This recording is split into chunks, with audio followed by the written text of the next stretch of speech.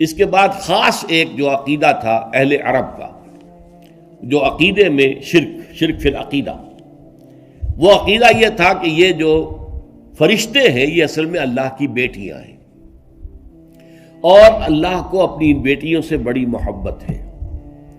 یہ بیٹیاں اگر کسی کی سفارش کر دیں تو بیڑا پار ہو جائے گا۔ جیسے چہیتی بیٹی ہو آپ کی کوئی، وہ آ کے آپ سے کسی کی سفارش کرے تو کیا آپ رد کر دیں گے اس کی بات کو؟ بیٹی ہے، لخت جگر ہے، لہذا یہ اللہ کی بیٹیاں ہیں۔ انہوں نے وہ اللہ کی بیٹیاں مانا فرشتوں کو، اور ان کے نام پر بت بنا لیے۔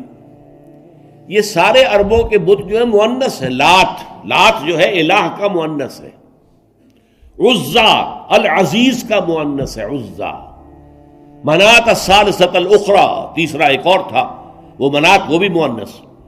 تو انہوں نے جو بت بنا رکھے تھے وہ اپنے خیال کے مطابق فرشتوں کے نام پر بنائے، اور فرشتوں کو خدا کی بیٹیاں قرار دیا۔ اور جو فرشتے خدا کی بیٹیاں ہیں اور ان کو ہم انووک کرتے ہیں ان کے ان بتوں کے ذریعے سے، ان کے جب ہم سجدہ کرتے ہیں، ان کو چومتے ہیں، چاٹتے ہیں، انہیں دھوتے ہیں، ان کا دھون پیتے ہیں، تو پھر کیا ہوتا ہے کہ وہ خوش ہو جاتی ہے، وہ بیٹیاں اللہ کی، وہ سفارش کر دیں گی، بیڑا پار ہو جائے گا۔ تو یہاں پر اب طنز کا انداز قرآن نے اختیار کیا ہے۔ تم ذرا سوچو، تم نے اللہ کو الاٹ بھی کی تو بیٹیاں، تمہیں اپنے لیے تو بیٹیاں پسند نہیں ہیں۔ عرب میں تو آپ کو معلوم ہے کہ اکثر و بیشتر جو ہے بیٹیوں کو زندہ درگور دفن کر دیتے تھے۔ ان کا وہ غیرت کا ایک غلط تصور تھا کہ کوئی شخص داماد بن کر ہمارے گھر آئے گا، نہیں، دفن کرو۔ تو بیٹی تو پسند نہیں۔ قرآن مجید میں کئی جگہ آیا ہے جب انہیں کسی بیٹی کی خوشخبری دی جاتی ہے کہ آپ کے ہاں بچی پیدا ہوئی ہے تو اس کا چہرہ ایک دم سیاہ پڑ جاتا ہے اور منہ لٹک جاتا ہے، بہت افسوس کے اندر، غم کے اندر، اپنے غم کو جو ہے وہ غصے کو اور رنج کو گھونٹتا ہے، اندر ہی اندر سوچتا ہے کہ میں اسے زندہ رہنا دوں یا دفن ہی کر دوں۔ لیکن تم نے اللہ کو الاٹ بھی کی اولاد، تو ان میں سے بیٹیاں۔ افاصفاکم ربکم بالبنین، ذرا سوچو، کیا تمہیں تو اللہ نے چن لیا بیٹوں کے لیے، تمہیں بیٹے پسند ہیں؟ واتخذ من الملائکۃ اناسا، اول تو اللہ کے کوئی اولاد ہے ہی نہیں، کوئی سوال ہی پیدا نہیں ہوتا۔ قل هو اللہ احد اللہ الصمد لم یلد ولم یولد ولم یکن لہ کفوا احد۔ لیکن تم نے کمال کیا کہ اللہ کے لیے اولاد بھی تجویز کر دی، اولاد میں سے جو تمہیں پسند نہیں ہے وہ اللہ کو الاٹ کی۔ افاصفاکم ربکم بالبنین واتخذ من الملائکۃ اناسا، اللہ نے تمہیں تو چن لیا، پسند کر لیا بیٹے دینے کے لیے، اور خود اپنے لیے بیٹیاں بنا لی۔ انکم لتقولون قولا عظیما، جان لو تم بہت بھاری بات کہہ رہے ہو، بہت بڑی بات کہہ رہے ہو، گستاخی کی بہت بڑی بات ہے، اللہ کی جناب میں یہ بہت بڑی گستاخی ہے۔ اس کا سب سے اونچا مقام جو قرآن مجید میں وہ سورہ مریم ہے، یہ سورہ بنی اسرائیل ہے، پھر سورہ کہف، پھر سورہ مریم۔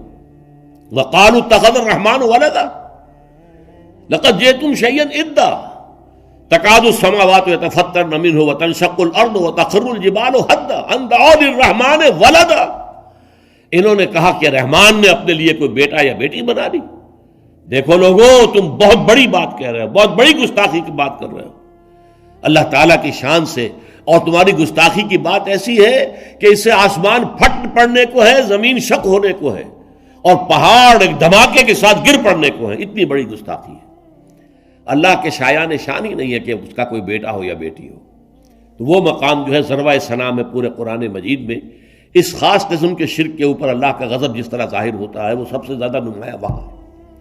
بہرحال اس پر انکم لتقولون قولا عظیما، یہ 2 رکوع ختم ہوئے، اور اس پر ہمارا جو اس منتخب نصاب کا جو تیسرا حصہ چل رہا تھا، اس تیسرے حصے کا یہ درس جو ہے ختم ہو رہا ہے۔